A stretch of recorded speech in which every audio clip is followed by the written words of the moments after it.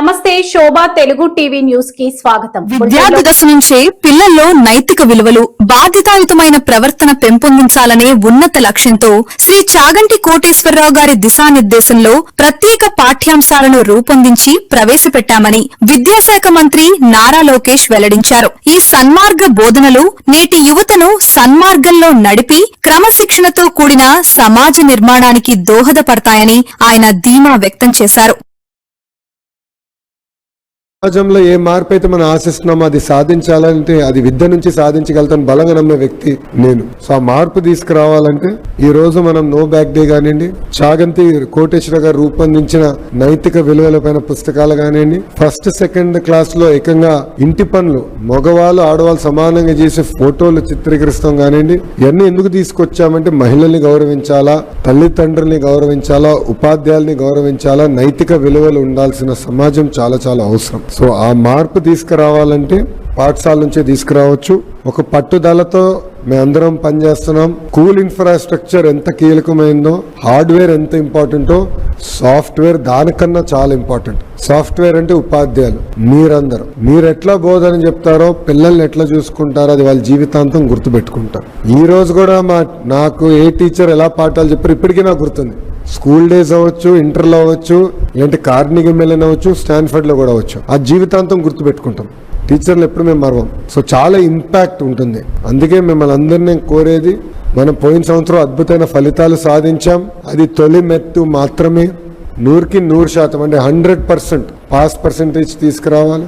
అదేవిధంగా మీరు చూస్తే పోటీ ఎగ్జామ్స్ లో కూడా మన పిల్లలు అద్భుతంగా పర్ఫామ్ చేసే విధానం తీసుకురావాలి. మేము అనేక రకాలుగా సప్లిమెంట్ చేస్తున్నాం. దీంతోనే అన్ని సాధిస్తాం అని అనట్లేదు. లోకల్ గా మీరు కూడా ఇన్నోవేటివ్ ప్రోగ్రామ్స్ మీరు రూపొందించుకోవాలి. అది కూడా మీరు డిజైన్ చేసుకుని మీరు టేకప్ చేయండి.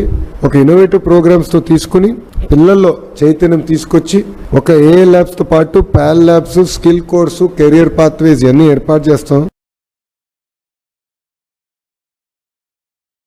బిఆర్ నాయుడికి నేను ఒక్కటే ప్రశ్న వేస్తున్నా. మీకు నిజంగా దమ్ముంటే మీరు స్వామివారి నిజమైన సేవకుడే అయితే వెంటనే సమాధానం చెప్పండి. ఈగ రాము, ఈగ ప్రియబాలాజీ లింక్ బస్టాండ్ లో దొరికారు అని చెప్తున్నారు కదా, ఆ నిజానిజాలు ఏంటో బయటపడాలంటే వెంటనే దానికి సంబంధించిన సీసీటీవీ ఫుటేజీలను బయటపెట్టండి, చూద్దాం అని తెలిపారు టీటీడీ మాజీ చైర్మన్ భూమన కరుణాకర్ రెడ్డి.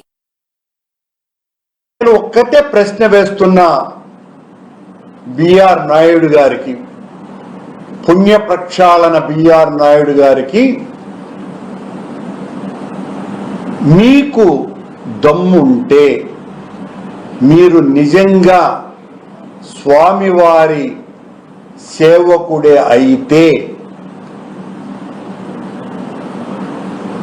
7:30-8 గంటల ప్రాంతంలో కౌస్తుభం చుట్టుపక్కల ఉన్నటువంటి సీసీ ఫుటేజీలు బయటికి రావాలా.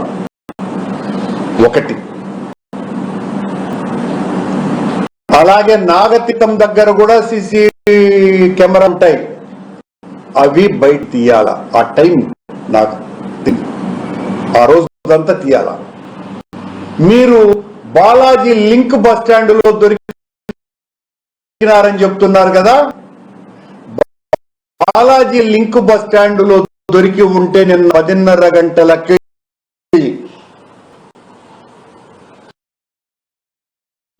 శ్రీవాణి ఎస్ఐ గారు అక్కడ వాళ్లను పట్టుకున్నట్టుగా, ఆ బాటిల్ 2 సంచుల్లో దొరికినట్టుగా ఉన్న సీసీ ఫుటేజీలు బయటికి రావాలా. అలాగే ఆ శ్రీవాణి ఆవిడ ఆ తల్లి శ్రీవాణి గారు ఎస్ఐ గారి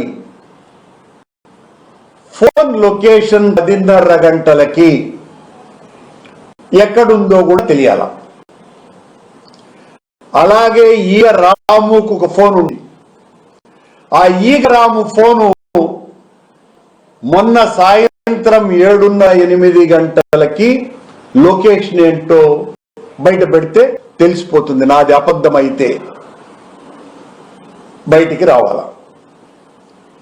ఇవన్నీ కూడా బిఆర్ నాయుడు గారు గౌరవ పుణ్య ప్రక్షాళన టీటీడీ పాలక మండలి అధ్యక్షుల వారికి నేను ప్రశ్న వేస్తున్నా, మీరు మీ అధికార అహంకారంతో టీటీడీ చీఫ్ విజిలెన్స్ అధికారికి చెప్పి కొండ మీద 182 మద్యం బాటళ్లు దొరికితే, ఇప్పటికి అనేక సార్లు కొండ మీద మద్యం బాటళ్లు దొరికినాయి. మీరు ఒకసారి మద్యం బాటళ్లు దొరికితే అది మా కార్యకర్త అక్కడ పెట్టాడని మీ సిఐ దగ్గర దొంగ కేసు పెట్టించినటువంటి చరిత్ర మీది.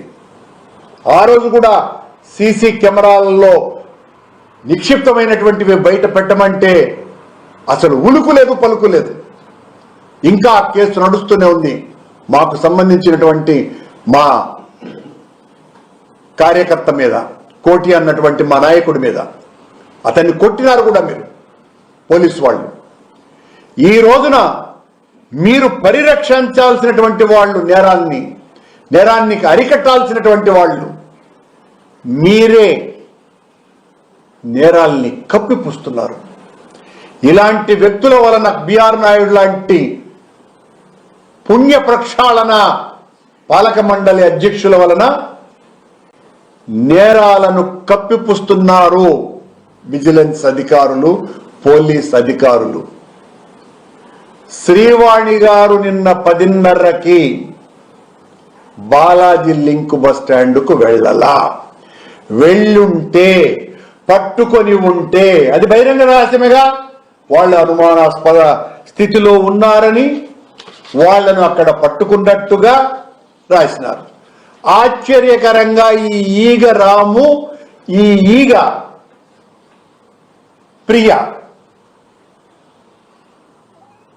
లీలావతి నగర్ అపార్ట్మెంట్స్ ఎల్బీ నగర్ లో ఉన్నారు. హైదరాబాద్ అడ్రస్ ఇచ్చారు.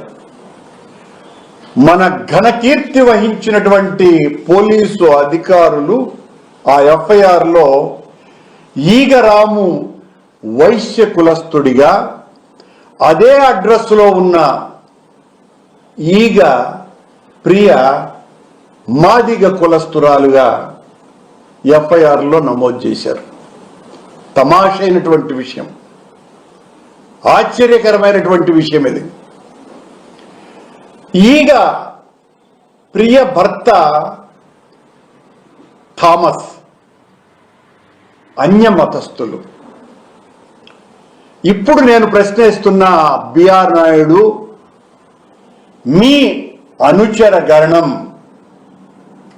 హైదరాబాద్ నుంచి వచ్చి ఈ రకంగా, ఇంత గతంలో కూడా మేము చెప్పడం జరిగింది, మీ అనుచరులంతా కూడా ఏ రకాలైనటువంటి అరాచకాలు చేస్తున్నారో, మీ చుట్టూతో ఉన్నటువంటి వాళ్ళు బ్లాక్ లో టికెట్లు అమ్ముతారు, మీ దగ్గర కొమ్ము కాసేటువంటి దొంగ స్వాములు నా మీద పడి పెట్టేగిపోయి బ్లాక్ లో టికెట్లన్నీ అమ్ముతున్నారు. మీ కొమ్ము కాసేటువంటి వాళ్లే ఈ బ్లాక్ లో కింద 120 రూపాయలకు బాటిల్ కొన్నదాన్ని 350 నుంచి 500 రూపాయలకు కొండ మీద అమ్ముతున్నారు. రోజుకు సరాసరిన దాదాపు 1000 క్వార్టర్ బాటిల్స్ కొండకు వెళ్తున్నాయి.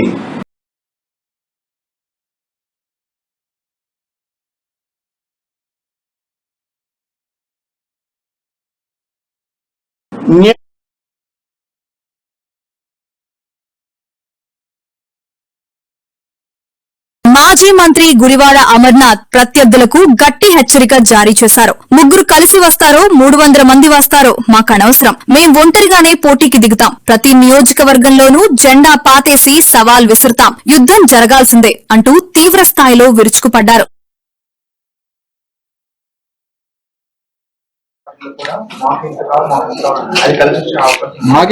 మాకేం పని, మాకేంటంటే మా పార్టీ స్టాండ్, మా నాయకుడు చాలా క్లియర్ గా చెప్పారు.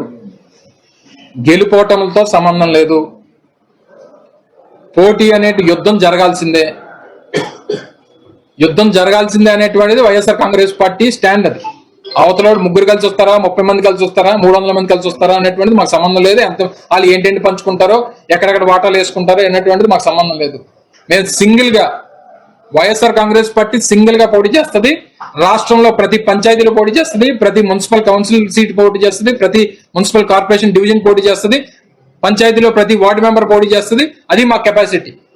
మేము ప్రభుత్వంలో ఉన్నప్పుడు చంద్రబాబు నాయుడు ఏ రకంగా తోకముడిచి మేము ఎన్నికల్లో పోటీ చేయమని చెప్పి ప్రజాస్వామ్య వ్యవస్థకి గౌరవం ఇవ్వకుండా తోకముడిచి పారిపోయాడో అటువంటి వ్యక్తిత్వం మా నాయకుడిది కాదు. గెలుపో ఓటమో విజయమో వీరస్వర్గమో యుద్ధం జరగాల్సిందే, అది జరిగి తీరుతుంది. Thank you.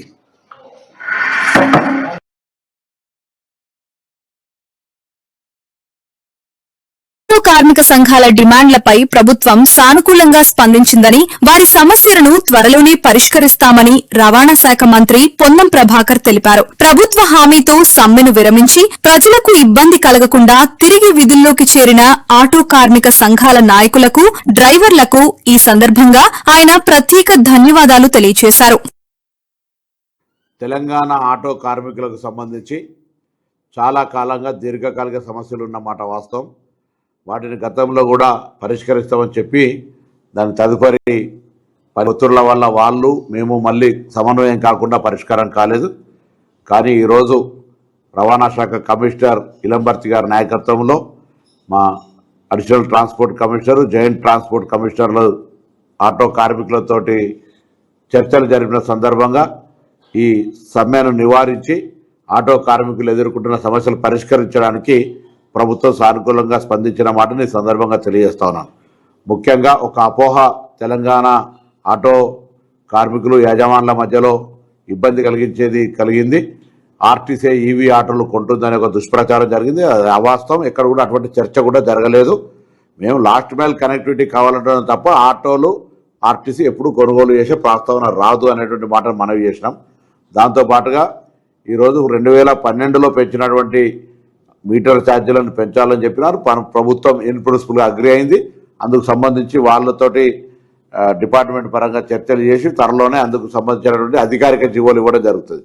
దాంతోపాటుగా ఈరోజు హైదరాబాద్లో సంక్షేమ బోర్డును ఏర్పాటు చేయడానికి సంబంధించి కార్మిక శాఖతోటి దాని కొంత సెస్ రూపంలో దానికి సంబంధించిన కొంత రవాణా శాఖ, కార్మిక శాఖ కలిపి శాసనసభలో కొంత దానికి సంబంధించినటువంటి సవరణలు చేయాల్సినటువంటి దృష్ట్యా దాన్ని కూడా చేస్తామని ప్రభుత్వం తరఫున అంగీకరిస్తా ఉన్నాం. సంక్షేమ బోర్డును ఏర్పాటు చేస్తామనేటువంటి మాట కూడా ఆటో కార్మికులందరికీ శుభ సందర్భంలో తెలియజేస్తాను. అదిగాక హైదరాబాద్లో మరి రెట్రోఫిట్ కానీ కొత్తగా ఈవీ ఆటోలు కొనుక్కునే వాళ్లకు 1,50,000 రూపాయల సబ్సిడీని ఇచ్చేటువంటి దాన్ని కూడా ఈ సందర్భంగా ప్రభుత్వం తరఫున వాళ్ళకు ప్రోత్సాహం ఇచ్చే కార్యక్రమం చేస్తాను. దాంతోపాటుగా మరి ఒక యాప్ ఉండాలి. ఏదైతే ఓలా, ఊబర్ లాగా ప్రభుత్వ యాప్ ఉండాలన్నారు. దానికి సంబంధించి ఐటీ శాఖతో సంప్రదింపులు చేసి తప్పకుండా ప్రభుత్వం తరఫున ఒక మరి యాప్ తెచ్చే విధంగా చర్యలు తీసుకోవడం జరుగుతుంది. మిగతా అగ్రిగేట్ సంబంధించిన పాలసీ కావచ్చు, ఇతరత్ర అన్ని సానుకూలంగా చేస్తూ వాళ్ళు 12,000 రూపాయలకు సంబంధించిన అంశం కూడా ప్రభుత్వం పెద్దలతోటి గౌరవ ముఖ్యమంత్రి గారు, ఉప ముఖ్యమంత్రి, సహచర మంత్రులతో చర్చ చేసి ఆ అంశానికి సంబంధించి కూడా వాళ్లకు వీలైనంత తొందరలో మరి ఒక సానుకూలంగా స్పందించే విధంగా తీసుకుంటామనే మాట ప్రకారంగా జాయింట్ యాక్షన్ కమిటీ మీద వచ్చినటువంటి సంఘ ప్రతినిధులందరూ మా ట్రాన్స్పోర్ట్ కమిషనర్ తదితర అధికారులతో జరిపిన చర్చల్లో సమ్మెను ఉపసంహరిస్తామనే ప్రకటన చేసిన సందర్భంగా వారికి అభినందనలు. తప్పకుండా నేను రవాణా శాఖ తరఫుగా ఇంతకుముందుగా ఆర్టీసీ కార్మికులకు ఏ విధంగా హామీలు ఇచ్చి అమలు చేస్తామో ఆటో కార్మికులకు సంబంధించి కూడా ఎక్కడ ఇబ్బంది లేకుండా తెలంగాణ బిడ్డలుగా వాళ్ళందరికీ కూడా న్యాయం జరిగే విధంగా ఈ ప్రభుత్వం రేవంత్ రెడ్డి గారి నాయకత్వంలో చేస్తుందనే మాటని సందర్భంగా తెలియజేస్తున్నాను. ప్రాజెక్టుల్లో పుష్కలంగా నీళ్లున్నా కాంగ్రెస్ ప్రభుత్వం కావాలని రైతులకు నీళ్లందించకుండా ద్రోహం చేస్తోందని బీఆర్ఎస్ ఎమ్మెల్యే మాజీ మంత్రి జగదీష్ రెడ్డి మండిపడ్డారు. సాగుకు నీళ్లిస్తే ఉచిత కరెంటు, యూరియా, డీఏపీతో పాటు పంట కొనుగోలుకు బోనస్ చెల్లించాల్సి వస్తుందని రేవంత్ సర్కార్ నీళ్లు విడుదల చేయకుండా ఈ దురుద్దేశపూర్వక కుట్రకు తెరలేపిందని ఆయన తీవ్ర స్థాయిలో ధ్వజమెత్తారు. మంది నన్ను ప్రశ్న వేస్తున్నారు, మరి ఎందుకు ఇస్తలేదు ప్రభుత్వం, ఎందుకు చేస్తారు, రైతుల మీద ఎందుకు కోపం, నీళ్లు ఉంటే నీళ్లు ఇవ్వంటారు కదా వాళ్ళు మాట్లాడుతున్నారు. ఇస్తలేరు ఒక ప్రణాళిక ప్రకారమే. ప్రభుత్వం నిర్ణయం తీసుకొని ఒక కుట్రపూరితమైన నేరానికి పాల్పడుతుంది రైతాంగం పట్ల. ప్రాజెక్టులు నిండినా నీళ్ళు ఇవ్వద్దు. మనము నీళ్ళ గురించి వెళ్ళి మనం ఎవరం మాట్లాడొద్దు. మంత్రులు ఎవరం నీళ్ళ గురించి మాట్లాడొద్దు. బీఆర్ఎస్ వాళ్ళు మాట్లాడినా ఇంకోళ్ళు మాట్లాడినా మనం మాట్లాడొద్దు. కేవలం అధికారులతోనే మాట్లాడించి తప్పించుకుందామని చెప్పి ప్రభుత్వం నిర్ణయం చేసింది. ఎందుకు? నీళ్ళు ఇస్తే కరెంట్ అవసరం పెరుగుతుంది, మళ్ళీ కరెంట్ కొనాలి. అది కమిషన్ రాని పంచాయతీ, కమిషన్ రాని పని. దాంతోపాటు నీళ్ళు ఇస్తే వెంటనే ఎరువులు అడుగుతారు రైతులు. యూరియానే కాదు, డిఏపి కూడా ఇచ్చే పరిస్థితిలో లేదు ఇవాళ ఈ ప్రభుత్వం. ఎరువులు అడుగుతారు, ఎరువుల గురించి గొడవ మొదలు పెడతారు. ఎరువులు ఇస్తే పంటలు ఎక్కువ పండుతాయి. పంటలు పండితే కొనడానికి ఒక సమస్య, పంటలు పండితే కొనడానికి ఒక సమస్య. కొంటే బోనస్ ఇవ్వాలి. ఇది ప్రభుత్వం యొక్క ఉద్దేశం. ఇన్ని చోట్ల ప్రజలతో ఎందుకు ఒకటే కాడ ఎగ్గొట్టేసేస్తే తిట్టుకొని పోతారు కదా, మనకి ఏమైతుంది, మన ప్రభుత్వం మననైతే పీకేయలేరుగా మన ప్రభుత్వాన్ని. ఇది ప్రభుత్వం యొక్క దుర్మార్గమైన ఆలోచన. ఒకవైపు రైతు బంధు ఎగ్గొడుతున్నారు, ఏడాదికి ఒక్కటి ఇచ్చుకుంటూ వస్తున్నారు. బోనస్ పేరు మీద మోసం చేసిండ్రు, ఎరువులు ఇవ్వకుండా ఆపే ప్రయత్నం చేసిండ్రు. చివరికి ఇవాళ వచ్చిన నీళ్లను ఎల్నినో పేరు మీద ఒక దుర్మార్గమైన ప్రచారం చేస్తూ అధికారులకు బాధ్యతలు ఇచ్చి అధికారుల మీద ఒత్తిడి పెట్టి ప్రతిరోజు పైనుంచి ఉన్నతాధికారులు, చీఫ్ సెక్రటరీ కావచ్చు, ఇతర కార్యదర్శులు ప్రతిరోజు టెలికాన్ఫరెన్స్ పెట్టి మొత్తం జిల్లా స్థాయి అధికారులను నిద్ర పట్టకుండా చేస్తున్నారు. వరి వేయనీయొద్దు, మీరు పంటలు పెట్టకుండా చూడండి. ఇంత ద్రోహం, ఇంత దుర్మార్గమైన ప్రభుత్వం ఎక్కడ ఉండదు ప్రపంచ చరిత్రలో. ఆఫీసర్లు చచ్చిపోతున్నారు కింద. అవి ఇప్పుడు ఎక్కడికి వచ్చింది? తప్పు నివేదికలు పంపిస్తున్నారు వీళ్ళ ఒత్తిడికి. ఒక్కొక్క ఏరియాలో ఒక్కొక్క జిల్లాలో వరి పంట ఎక్కువ పెట్టినా పైనుంచి అధికారులు తిడుతున్నారు, పైనుంచేలని చెప్పి పెట్టిన పంటను తక్కువ చూపిస్తున్నారు, వరి సాగును తక్కువ చూపిస్తున్నారు. రేపేంది మళ్ళీ ఈసారి కొంటే కూడా ఆ రైతు పొలంలో పండించినట్టు సర్టిఫికేట్ తెవ్వాలన్నట్టు, మళ్ళీ దానికి లంచాలు ఇవ్వాలి. రైతు పరిస్థితి, తెలంగాణ రైతు పరిస్థితి సమైక్య ఆంధ్రప్రదేశ్లో ఉన్న దానికంటే అధ్వానం అయిపోయింది. ఇవాళ కేసీఆర్ ఏదైతే రైతును రాజు చేస్తా అని చెప్పి మొత్తం ఉన్న బడ్జెట్ లో 70% తెలంగాణ రైతాంగం కొరకు పెట్టి, ఒకవైపు విద్యుత్ విషయంలో, ఒకవైపు సాగునీళ్ల విషయంలో, మరొక వైపు ఎరువుల విషయంలో, పెట్టుబడి విషయంలో గోడౌన్ల నిర్మాణం చేసి, రైతు వేదికలు నిర్మాణం చేసి, ఎట్లయితే రైతును ఒక దారికి తెచ్చిండో, రైతు బతుకును అప్పుల నుంచి రైతును బయటపడించడానికి ఏం ప్రయత్నం చేసిండో, ఇవాళ మళ్ళీ మొత్తం మట్లే వచ్చినట్టు అయింది. ఈ ప్రభుత్వం యొక్క దుర్మార్గం వల్ల రైతాంగం మళ్ళీ అప్పుల పాలయ్యే పరిస్థితి వచ్చింది. ఇది ఎల్నినో పెట్టిన శాపం కాదు, ఇది కాంగ్రెస్ పార్టీ పెట్టిన శాపం. ఈ రాష్ట్ర రైతాంగానికి కాంగ్రెస్ పెట్టిన శాపం మాత్రమే, కాంగ్రెస్ ప్రభుత్వం పెట్టిన శాపం మాత్రమే ఇది. కాంగ్రెస్ పార్టీలో ప్రజాస్వామ్యం, భావ ప్రకటన స్వేచ్ఛ ఎక్కువ.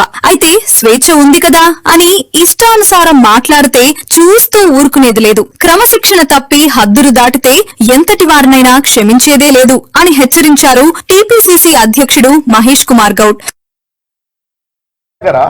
ఇది ప్రజాస్వామ్యం నమ్ముకున్న పార్టీ కాబట్టి కొంత ప్రజాస్వామిక స్వేచ్ఛ ఎక్కువ ఉంటుంది. ఎక్కువన్నప్పుడు 1-2 మార్లు అవకాశాలు వస్తాయి, మాట్లాడినా దాన్ని సరి చేసుకునే అవకాశం. అద్దులు దాటినాక ఎవరిని కూడా స్పేర్ చేసేది ఉండదు, అదెంత పెద్దవాడైనా. ఇది కాంగ్రెస్ పార్టీ విధానం. పెద్ద పెద్ద నాయకుల్ని మేము ఏఎస్లో పోగొట్టుకున్నాం. క్రమశిక్షణ ఉల్లంఘించిన వారు ఎంతటి పెద్దవారని ఉపేక్షించేది ఉండదు. ఇది కాంగ్రెస్ పార్టీ విధానం. ముఖ్యమంత్రి గారి గురించి, పార్టీ గురించి అడ్డగోలుగా మాట్లాడతానంటే నడవదు. ఇదొక పద్ధతి ప్రకారం నడుస్తున్నట్టు పార్టీ. స్వేచ్ఛ ఇస్తున్నాం కదా, స్వేచ్ఛ ఉంది కదా అని ఇష్టారాజ్యంగా మాట్లాడడం లేదు. మీకేమైనా బాధ ఉంటే, మీకేమన్నా ఇబ్బందులు ఉన్నప్పుడు చెప్పుకోవడానికి మా కాంగ్రెస్ పార్టీలో దశల వారీగా ఫోరమ్స్ ఉన్నాయి. మీకు ఇబ్బంది ఉంటే పీసీ అధ్యక్షుడు చెప్పుకోవచ్చు. ఇంకా సాటిస్ఫాక్షన్ కాకుంటే ఇన్ఛార్జ్ ఏఐసిసి మీనాక్షి నటరాజన్ గారు నిజాయితీ పర్రాలు, నిక్కచ్చిగా ఉండేటువంటి వ్యక్తిత్వం ఉన్నటువంటి నాయకురాలు కాబట్టి అక్కడ పోయి చెప్పుకోవచ్చు. అక్కడ మీకు సాటిస్ఫై కాకుంటే పై లెవెల్లో కేసీ గారు ఉన్నారు, ఖర్గే గారు ఉన్నారు, ఎప్పుడు అపాయింట్మెంట్ ఇచ్చినా కలుస్తారు, చెప్పుకోవచ్చు. మీ బాధని, మీకున్నటువంటి ఇబ్బందుల్ని వ్యక్తపరుచుకున్నటువంటి ఫోరం ఉన్నప్పటికీ బహాటంగా బయటకు వచ్చి మాట్లాడతామంటే ఆ మాటలను తీర్చనలు బట్టి అద్దులు దాటినప్పుడు డెఫినెట్గా చర్యలు ఉంటాయి. ఇది పార్టీ విధానం. పార్టీ విధానానికి అందరూ కట్టుబడి ఉండాలి.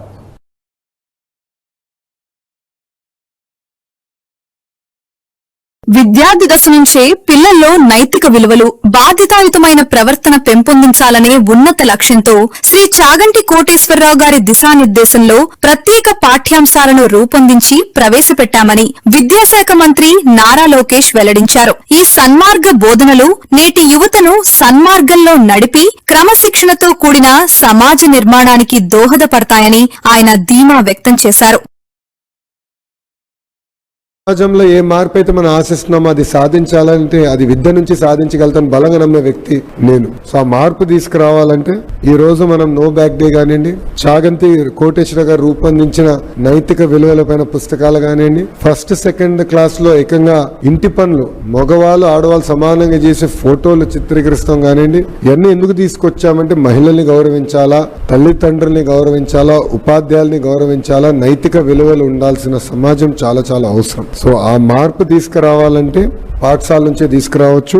ఒక పట్టుదలతో మేమందరం పనిచేస్తున్నాం. స్కూల్ ఇన్ఫ్రాస్ట్రక్చర్ ఎంత కీలకమైందో, హార్డ్వేర్ ఎంత ఇంపార్టెంటో, సాఫ్ట్వేర్ దానికన్నా చాలా ఇంపార్టెంట్. సాఫ్ట్వేర్ అంటే ఉపాధ్యాయులు మీరందరూ మీరు ఎట్లా బోధన చెప్తారో, పిల్లల్ని ఎట్లా చూసుకుంటారో అది వాళ్ళ జీవితాంతం గుర్తుపెట్టుకుంటారు. ఈ రోజు కూడా నాకు ఏ టీచర్ ఎలా పాఠాలు చెప్పారు ఇప్పటికీ నాకు గుర్తుంది. స్కూల్ డేస్ అవ్వచ్చు, ఇంటర్లో అవ్వచ్చు, లేదంటే కార్నిగీ మెల్లన్ అవ్వచ్చు, స్టాన్ఫర్డ్ లో కూడా అవ్వచ్చు. ఆ జీవితాంతం గుర్తుపెట్టుకుంటాం. టీచర్లు ఎప్పుడు మేము మరవం. సో చాలా ఇంపాక్ట్ ఉంటుంది. అందుకే మిమ్మల్ని అందరినీ కోరేది, మనం పోయిన సంవత్సరం అద్భుతమైన ఫలితాలు సాధించాం. అది తొలి మెట్టు మాత్రమే. 100కి 100% అంటే 100% పాస్ పర్సెంటేజ్ తీసుకురావాలి. అదేవిధంగా మీరు చూస్తే పోటీ ఎగ్జామ్స్ లో కూడా మన పిల్లలు అద్భుతంగా పర్ఫామ్ చేసే విధానం తీసుకు సప్లిమెంట్